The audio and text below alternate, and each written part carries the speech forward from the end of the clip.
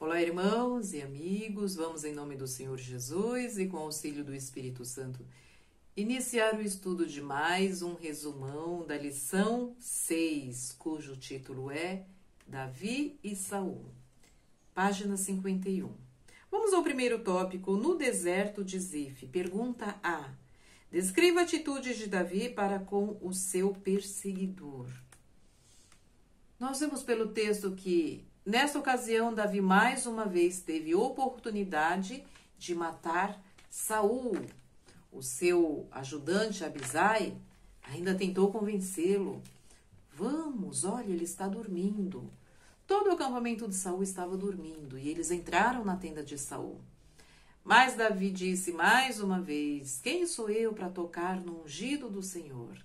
E assim Davi não matou Saul, apesar de ter tido oportunidade.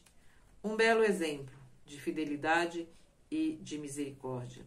O final da nota diz: embora Davi fosse perseguido como um animal selvagem por Saul, mesmo assim ele teve misericórdia e não tirou a vida de Saul.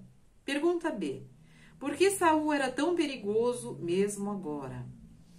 Então Saul, ele não era digno de confiança. Ele tinha um espírito mau que se apossava dele. Uma hora ele se arrependia: olha, meu filho Davi, você realmente é bom, você teve oportunidade de me matar e não fez nenhum mal a mim. Mas daqui a pouco ele já voltava atrás e continuava perseguindo a Davi e seus homens. E Davi sabia disso, que Saul não era digno de confiança. Na nota diz que Satanás pode usar com muito mais poder do que antes as almas que agem assim. Uma hora se mostram arrependidas e daqui a pouco a perseguição, a oposição aos servos de Deus aumenta. Voltam a perseguir e muitas vezes de uma maneira ainda pior, mais acirrada. Segundo tópico, o mal da inveja. Pergunta A. Até que ponto a reação de Saul à misericórdia de Davi era confiável e por quê? Vamos ver. Nem Davi, nem os seus homens, nem os seus súditos confiavam mais em Saul, porque Saul não era de confiança. Ele tinha um espírito inconstante. O texto diz que mas o filho de Jessé não nutria esperanças de que o rei continuasse por muito tempo neste estado de espírito, né? E porque Saul ouvia as testemunhas falsas, alimentava o ódio, a inveja, dava ouvido aos boatos, tinha um espírito fraco. Todo aquele que se afasta de Deus cai nessas condições, enfraquece o espírito, né? Então, Davi não confiava. Davi sabia que Saul não era de confiança. Vamos à pergunta B. Explique como a inveja que estragou a vida de Saul é causa comum de miséria para muitos hoje. Da mesma forma que a inveja e o ciúme de Saul em relação a Davi estragou a sua vida, o seu reinado, ele deu um mau exemplo para seu filho Jonatas, para os seus súditos e, acima de tudo, para Deus, isso pode acontecer com todo aquele hoje que nutrir essa inveja, esse ciúme em seu coração. O verso diz de Provérbios: a inveja é a podridão dos ossos, cruel é o furor e impetuosa a ira. Mas quem parará perante a inveja? Então, é uma coisa muito triste, muito terrível, a inveja. Uma parte da nota diz que a inveja é fruto do orgulho e, se for nutrida no coração, levará ao ódio e, finalmente, à vingança e ao assassinato. Terceiro tópico, indo ladeira abaixo. Pergunta A. Além da inveja, cite outra característica de Saul a ser evitada. O texto diz: porque amava mais a glória dos homens do que a glória de Deus. Então, um grande defeito no caráter de Saul era o seu amor pela aprovação, né? Tudo era marcado pelo desejo de louvor e vanglória. Então, a exaltação própria, o louvor, a vanglória, esta era a outra característica de Saul. Pergunta B. Como o fim da trágica experiência de Saul deveria servir de advertência a toda alma temente a Deus? Agora um conselho para nós hoje. Ainda que o seu ódio se encobre com o engano, a sua malícia se descobrirá na congregação. O que faz uma cova, nela cairá, e o que revolve a pedra, esta sobre ele rolará. Então, nós vemos a história de Mardoqueu e Amã. Amã tinha inveja de Mardoqueu. Ele construiu uma forca para matar Mardoqueu e ele mesmo foi enforcado em sua própria forca. É onde se concretiza o verso 27 de Provérbios 26. O que faz uma cova, nela cairá, né? Então, nós devemos afastar esse espírito trágico. Né? O rei não estava lutando contra o homem Davi, que não lhe havia feito mal algum. Ele estava em controvérsia com o rei dos céus. Pergunta C. Como a amargura nutrida por Saul operou contra ele mesmo e afetou toda a nação? Tu amas mais o mal do que o bem, e mais a mentira do que o falar conforme a retidão. Então, Saul tentou usar a poderosa corrente do reino para canalizar o próprio ódio na caça a um homem inocente. Tudo isso exerceu uma influência desmoralizante perante Israel.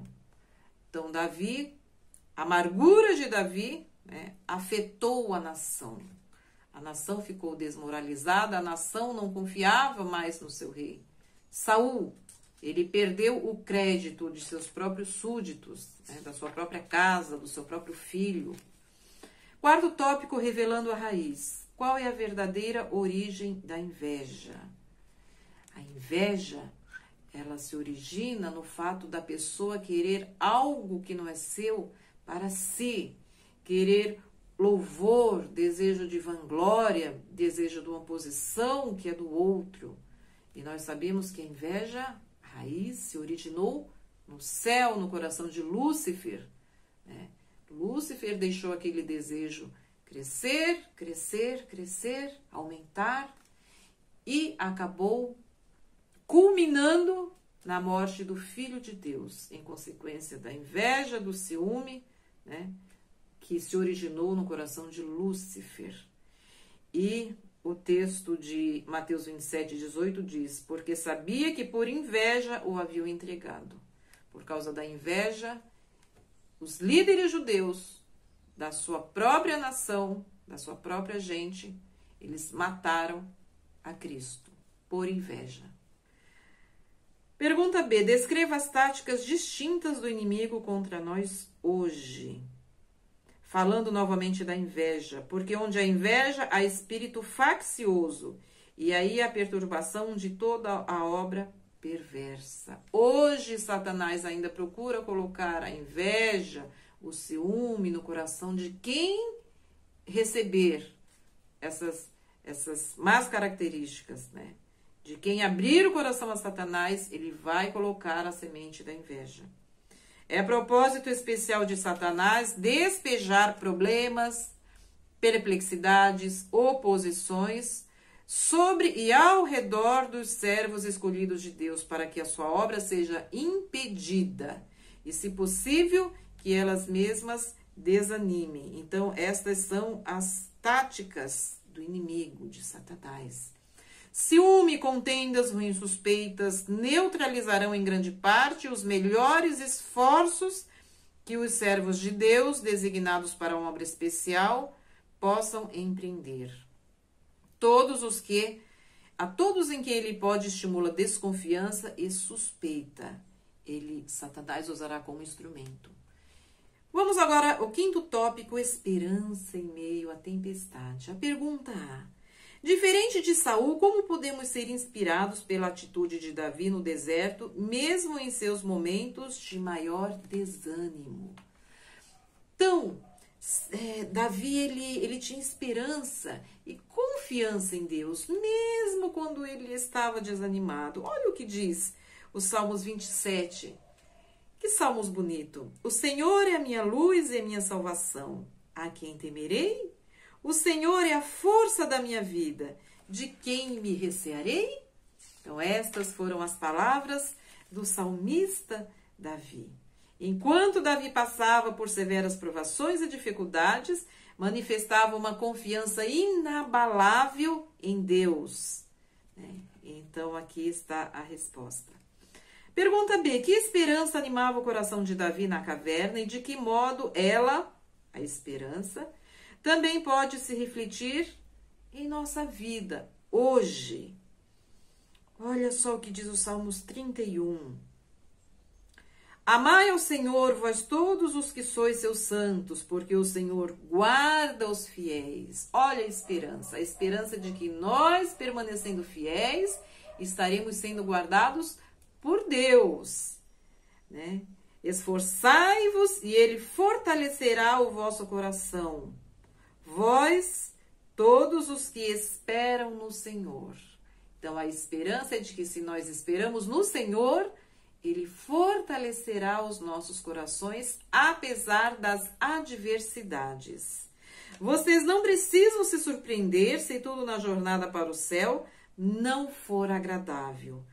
Todos os caminhos da vida estarão cercados de perigos, mas estaremos seguros se seguirmos o caminho do Mestre, confiando naquele cuja voz ouvimos dizer: segue-me. Que o Espírito Santo de Deus possa estar com todos. Bons estudos da lição. Amém.